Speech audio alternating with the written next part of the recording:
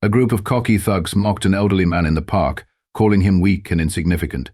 But when they discovered his legendary military past, their arrogance crumbled and they learned a lesson they'd never forget. The small-town park was alive with energy. Children's laughter echoed as they chased each other around the playground. Joggers weaved through the trails, their rhythmic footsteps blending with the chirping of birds perched on nearby trees. Vendors served snacks to families gathered on checkered picnic blankets. It was the kind of day that felt like a postcard, bright, serene, and full of life.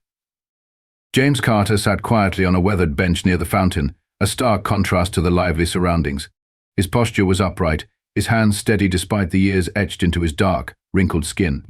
A simple navy jacket hung neatly over his broad shoulders, and a faded military cap sat atop his silver hair. His most prized possession rested on his lap, a battered notebook, its pages filled with memories, old letters, and sketches from another lifetime. James had always been a man of few words. Those who knew him in the neighborhood respected his quiet dignity, but knew little about the depths of his past. Few could imagine that this humble, unassuming man had once served as a decorated soldier in Vietnam. The medals tucked away in his modest home spoke of valor and resilience, but James never boasted. He carried his history like he carried himself, with quiet pride and humility. Today he turned a page in his notebook, his fingers tracing a faded photograph tucked inside. It was of his platoon, young faces smiling despite the mud and chaos that surrounded them. Memories of camaraderie, sacrifice, and bravery filled his mind. But here, in the park, those stories stayed locked away, shared only with the wind and the trees. Across the path, 3 young men leaned against their bikes, their chatter loud and full of bravado. They were dressed in baggy jeans and hoodies, their expressions marked by the confidence of youth. One of them, a tall figure with a scruffy beard, nudged his friend and gestured toward James. "Look at the old man," he snickered, his voice low but audible enough to carry over the rustling leaves. "Bet he's been sitting there all day doing nothing." The others laughed, their chuckles tinged with mockery. One of them mimicked James's stoic pose, puffing out his chest and frowning dramatically. "Hey, Grandpa." The tallest one called out, his tone dripping with derision. "Writing your grocery list?" James didn't flinch. He didn't even look up. Instead, he turned another page in his notebook, his focus unwavering. The lack of reaction seemed to amuse the group further. The second thug, wiry and brimming with cockiness, added, "What's in that notebook?" "Love letters from the Stone Age." Their laughter grew louder, drawing the attention of nearby park goers. A couple walking their dog slowed down, their eyes darting nervously between the thugs and the elderly man. James finally lifted his gaze, his dark eyes, calm and piercing, locked onto the group. For a moment the park seemed to quiet, the playful sounds of children fading into the background. "Afternoon, boys," James said evenly, his voice carrying a quiet strength that hinted at something deeper. The group stilled momentarily, exchanging glances, before their mocking resumed. But James had already turned back to his notebook, unbothered by their jeers. Unbeknownst to the young men, they were about to learn just how much weight those quiet words carried. The laughter from the group of young men grew louder as they approached James. Their sneakers scuffed against the pavement, their swagger evident in every step. One of them, the tallest with a wiry frame and a scruffy beard, led the way, a smirk plastered across his face. "Hey, old man," he called out, his tone a mix of mockery and disdain. "What are you scribbling in that notebook? A love letter to your rocking chair." The others erupted in laughter, their voices cutting through the tranquility of the park. James looked up briefly, his calm gaze meeting theirs, but he didn't reply. Instead, he continued to write, the pen in his steady hand gliding smoothly across the page. "Oh, he's ignoring us," sneered another thug, shorter but stocky, his arms crossed in mock offense. "That's rude, Grandpa. Someone needs to teach you some manners." Before James could react, the tallest thug snatched the notebook from his lap. The pages fluttered as he waved it around like a trophy. "What's this?" he jeered, flipping through the worn pages. "Poems? Grocery lists? Or are you writing your will?" James exhaled slowly, the only sign of irritation a slight narrowing of his eyes. "That notebook is important to me," he said, his voice low and measured. "Please hand it back." His calm demeanor seemed to fuel their taunts rather than deter them.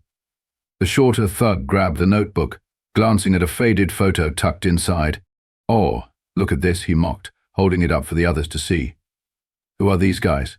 Your bingo buddies?" The leader grinned. "Probably his army pals," he said with exaggerated air quotes. "Bet they all sit around swapping war stories that no one cares about." Still seated, James adjusted his posture, his hand resting on the arm of the bench. "That's my platoon," he said evenly, his voice carrying a quiet strength. "And I'll ask you again. Return the notebook." The stocky thug stepped closer, leaning in with a sneer. "Or what, old man?" As the exchange grew louder, park goers began to notice. A mother pulled her children closer as she hurried past, casting a worried glance at the scene. A young couple paused nearby, their phones subtly raised, recording the confrontation. Murmurs spread through the crowd as they watched the thugs encircle James. "Why don't you just get up and take it?" The tall thug taunted, his grin widening. "Oh, wait, you probably can't." The group howled with laughter, their voices echoing across the park. But James remained unshaken. He adjusted his cap and looked directly at the leader. "I faced worse than you," he said quietly, but the weight of his words made the laughter falter. The shorter thug, clearly irritated by James's unflappable composure, stepped forward and shoved James's shoulder. "Think you're tough, huh?" James didn't move, his grip tightening on the bench's armrest as he steadied himself.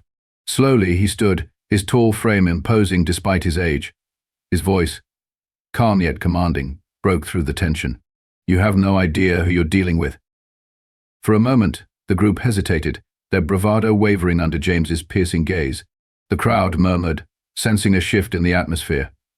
Even the stocky thug stepped back slightly, his expression faltering. But the tallest one, determined to maintain dominance, laughed nervously. "Oh yeah? And who are we dealing with, Grandpa?" James didn't answer immediately. Instead, he stepped forward, his posture steady and confident. The thugs, emboldened by the crowd's attention, began circling him again, their jeers growing louder.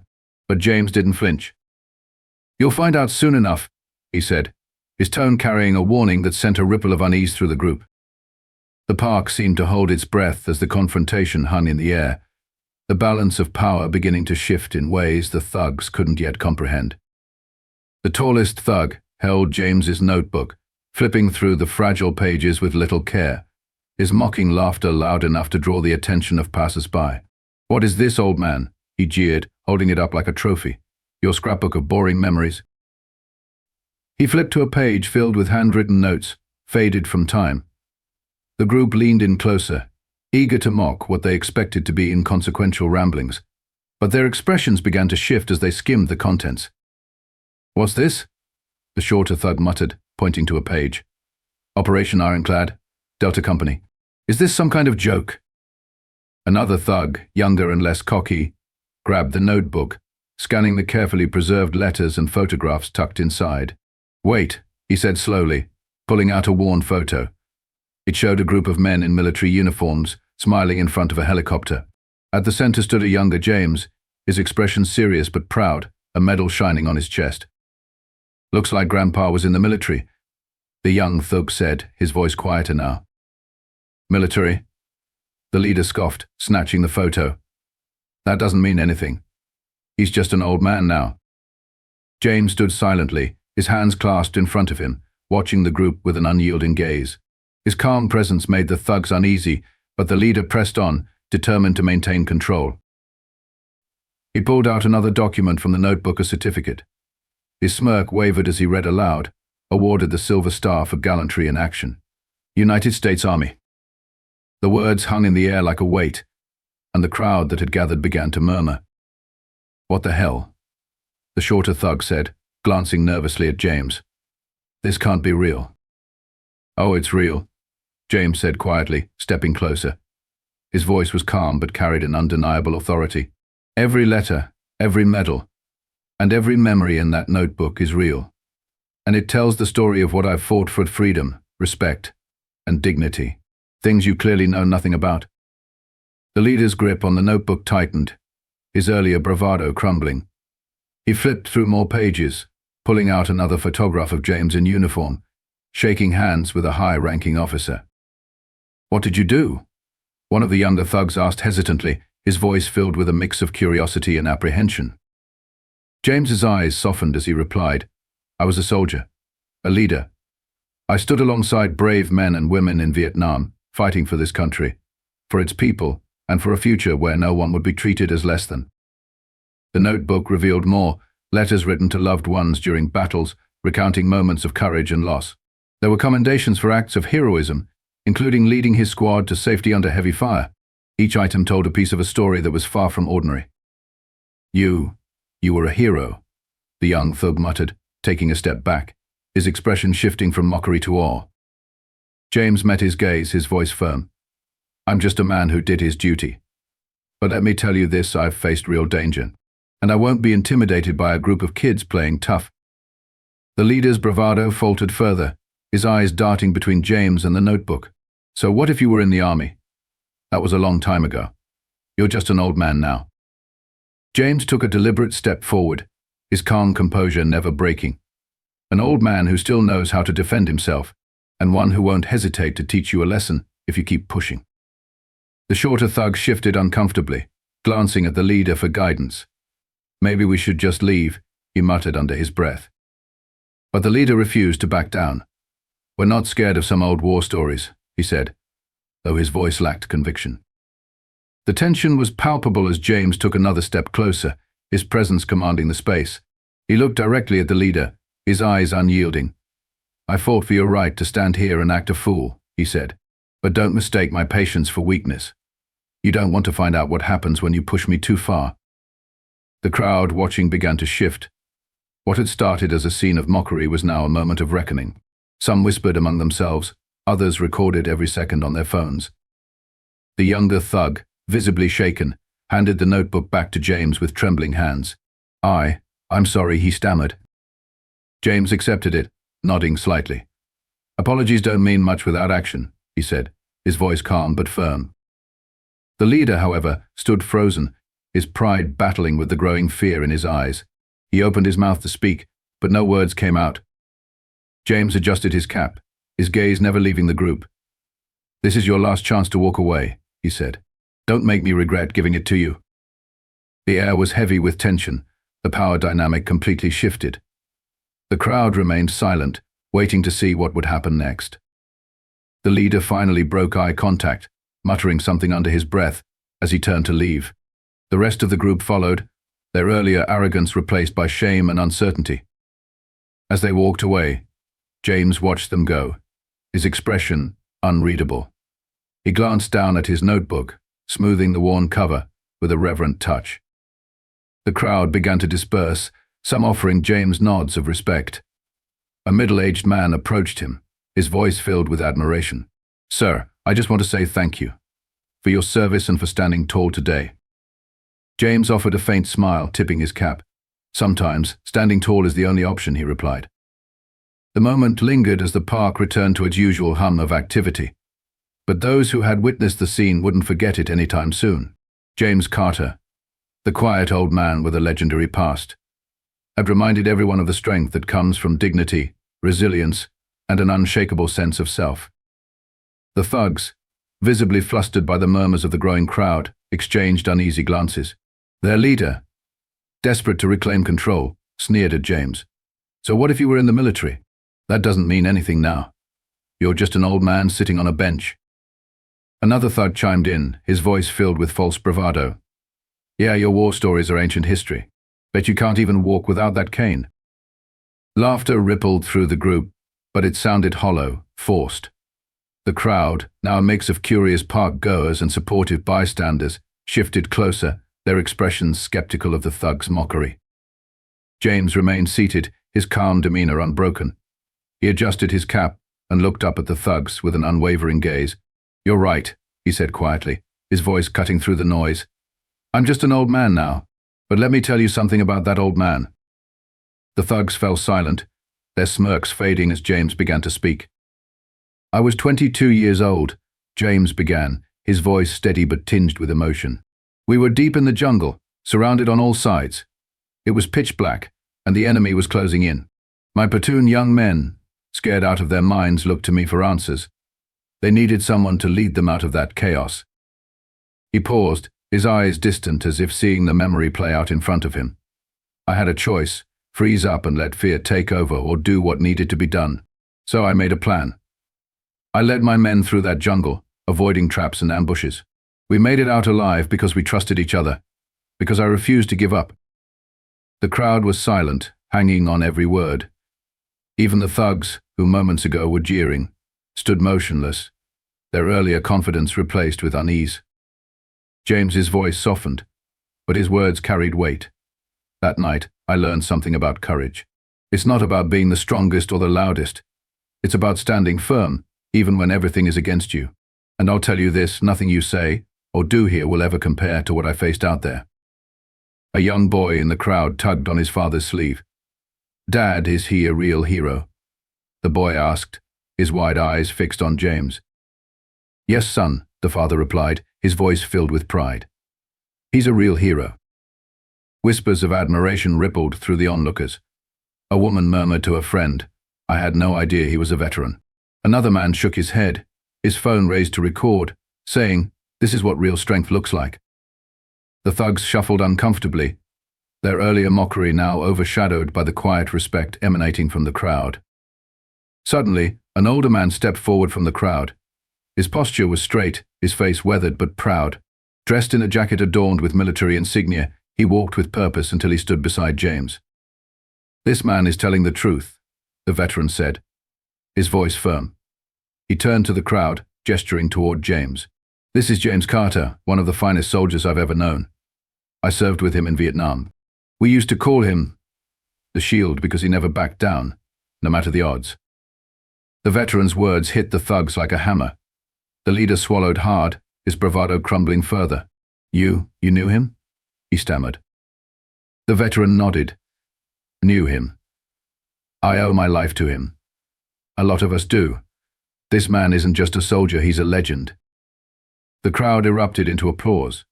Some people wiped away tears, while others stepped closer to offer their thanks and shake James's hand. The thugs were visibly shaken now, their earlier mockery replaced with silence. The leader glanced at his companions, looking for support, but they avoided his gaze, their confidence drained. James stood, his back straight despite his age, and addressed the group. "You thought I was weak, because I'm old and quiet. But let me tell you this: real strength doesn't need to shout. Real courage isn't about tearing others down. It's about lifting them up." His words carried the weight of decades of experience, and the thugs couldn't look him in the eye. The crowd cheered again, their applause louder this time.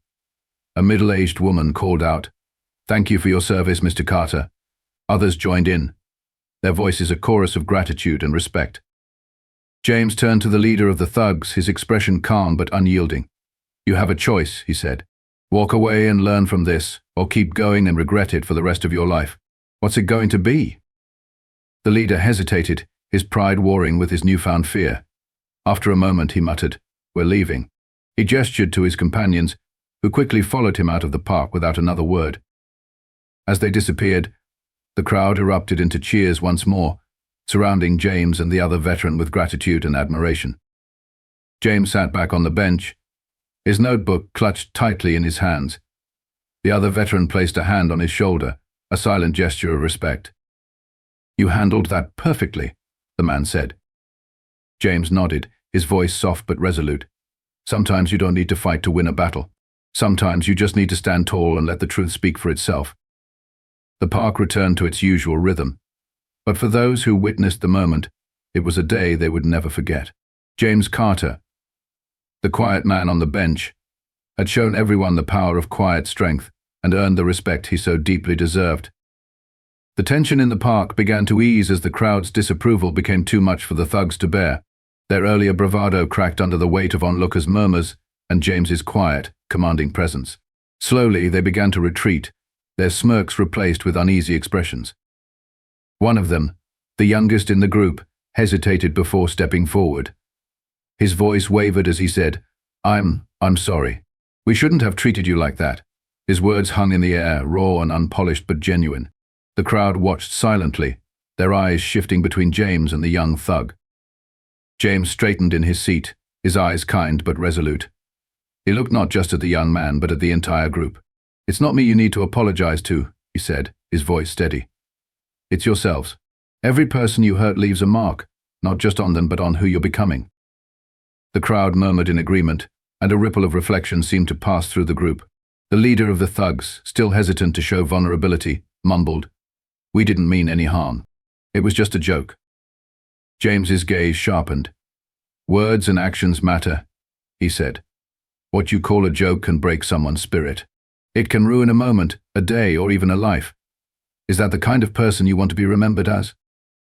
The younger thug, emboldened by James's words, asked quietly, "How do you stay so strong, even with all this?" James paused, letting the question settle. Then he spoke, his tone softer but no less impactful. "Strength doesn't come from your fists or your words. It comes from knowing what you stand for. It's about choosing respect, even when it's hard. Especially when it's hard." His words resonated deeply, not just with the thugs but with everyone present. A middle-aged man in the crowd whispered to his son, "That's real wisdom right there." A woman nearby nodded, her phone still recording the scene. The young thug took a deep breath, then reached into his pocket. He pulled out James's notebook, holding it with both hands like it was something fragile and precious. "Here," he said, stepping closer. "I'm really sorry. We shouldn't have taken it." James accepted the notebook with a nod, his expression softening. "Thank you," he said. "But remember, apologies mean little without change. Think about the choices you make from here on out." The leader of the group looked down, clearly struggling with his pride, but eventually muttered, "Yeah, sorry about all this." His words were grudging but carried a hint of sincerity. James's eyes never wavered as he replied, "It's never too late to decide who you are and who you want to be." The crowd, moved by the exchange, began to clap quietly. The sound grew, spreading across the park, not in celebration of the confrontation but in acknowledgement of a lesson learned in a moment of growth. The thugs, visibly humbled, nodded awkwardly before turning to leave, their earlier bravado now replaced with quiet introspection. As they walked away, James opened his notebook and glanced at the familiar pages. The memories within were intact, and so was his dignity. He closed it with a quiet sigh of relief and placed it gently in his lap. A young boy approached him cautiously, his wide eyes full of admiration. "Are you really a hero?" he asked, his small voice carrying through the now quiet park. James smiled, his expression warm. "Anyone can be a hero," he said. "All it takes is standing up for what's right." The boy's father placed a hand on his son's shoulder and nodded to James in gratitude. Around them, people began to disperse, their conversations buzzing with the lessons they had just witnessed. James sat back on the bench, his heart full but his demeanor as calm as ever. Today hadn't been easy, but it was a reminder of why he carried himself with dignity and strength.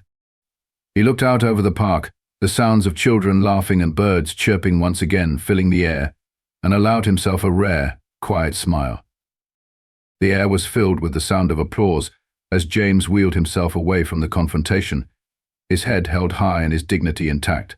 The park seemed to come alive with newfound respect and admiration for the quiet man who had shown such remarkable strength. People who had watched the events unfold stepped forward, eager to shake his hand. "Thank you for your service," said a middle-aged woman, her voice filled with sincerity. Another man, his own voice breaking slightly, added, "You've reminded us what real courage looks like." James accepted their gestures with quiet humility, offering a simple nod or a soft thank you in return. He had faced far greater challenges in his life, but the recognition from his community still touched him deeply. As he moved further down the path, a young boy approached him hesitantly. The boy's wide eyes sparkled with curiosity and admiration.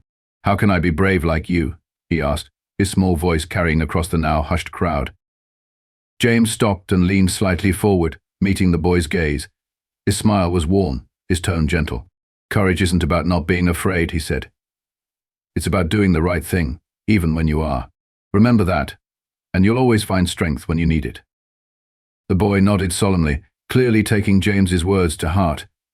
His mother, standing a few steps behind him, mouthed a silent thank you to James, her expression one of gratitude and pride. Among the crowd stood another man who had quietly supported James earlier, a fellow veteran. His posture was straight, his own years of service reflected in the way he carried himself. As the crowd began to disperse, he stepped closer to James. "You've got a story to tell, brother," he said, his voice filled with both respect and encouragement. "Why don't you share it? There's a community event next month, and I'd be honored if you'd speak about your experiences." James hesitated for a moment. He wasn't one to seek the spotlight, preferring his solitude and quiet reflections. But then he looked around at the people who had gathered, young and old, parents and children, many of whom had been profoundly moved by the day's events. He realized that his story could serve as a lesson, a source of inspiration for those who might face their own challenges. "All right," James said finally, his voice steady but humble. "I'll do it." The veteran smiled and clasped James's hand firmly. "You'll do more good than you know." As the park returned to its usual rhythm, James sat on his bench for a moment longer, the weight of the day easing off his shoulders.